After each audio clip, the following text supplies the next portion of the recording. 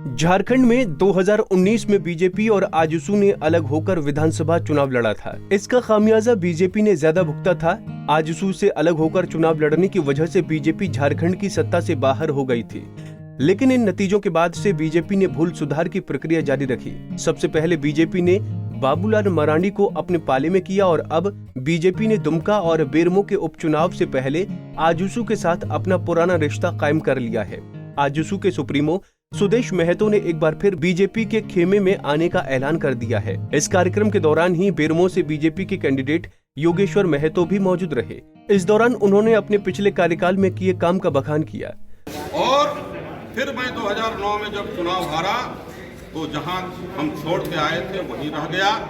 फिर दोबारा जब हम चुनाव जीते 2014 में, आज के दिन में मैं ये दावे के साथ कह सकता हूं कि लगभग गांवों को मैंने सड़क से जोड़ा है।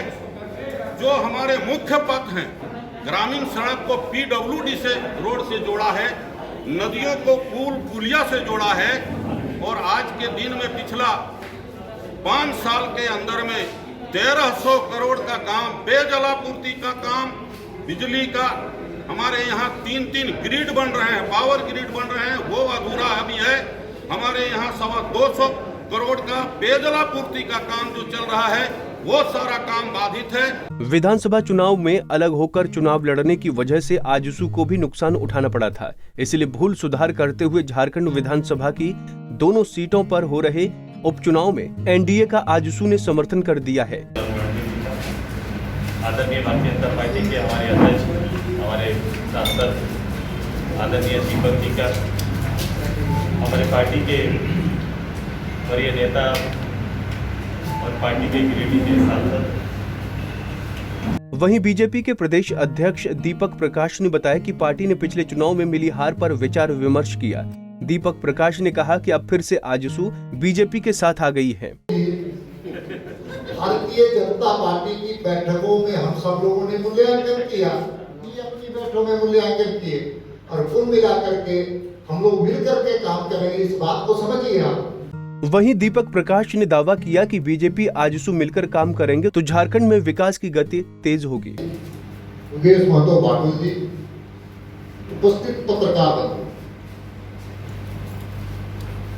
मैं इस प्रेस कॉन्फ्रेंस में बैठ करके पुरानी चीजों को याद कर रहा हूं। जब भारतीय जनता पार्टी और आजसू मिलकर के इस राज्य में काम करता है तो राज्य का बेहतर परिणाम साबित होता है। राज्य गठन के पहले जहां भारतीय जनता पार्टी और आजसू मिलकर के एक अलग राज्य बनाने का संघर्ष साथ में किया था। वहीं बीजेपी विधायक दल के नेता बाबूलाल मरांडी ने कहा कि राज्यसभा में आजसू के साथ मिलकर चुनाव लड़े थे। एनडीए ने यूपीए पर बढ़त बना ली थी। उन्होंने कहा कि उपचुनाव और उनके आगे भी ये गठबंधन बरकरार रखा जाएगा। तो पार्टी ने कल अधिकृत रूप से घोषणा कर दिया और हम लोगों ने पहले भी बात कर दी